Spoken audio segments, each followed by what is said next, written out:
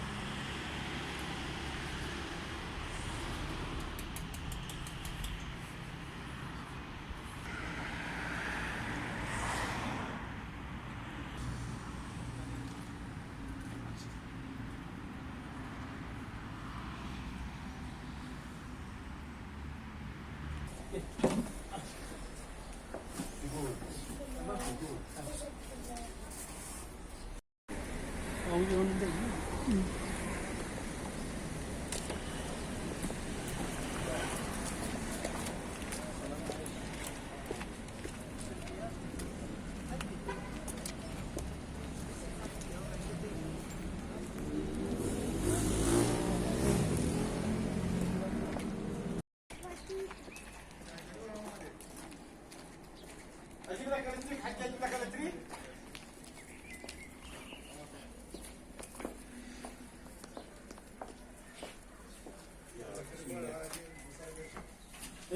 Umut kervanı umut olmaya devam ediyor. Her zaman yaptığımız gibi yani ayların başında yapmış olduğumuz gıda dağıtımlarını ihtiyaç sahiplerine ulaştırmaya devam ediyoruz. Tabii ki şu anda içinde bulunduğumuz 3 ayların başlamasıyla birlikte bizler de hayırseverlerimizin yardımlarını mağdur ailelere ulaştırmaya başlamış bulunuyoruz. Allah'ın izniyle bu yardımlarımız 3 aylar boyunca da inşallah devam edecek.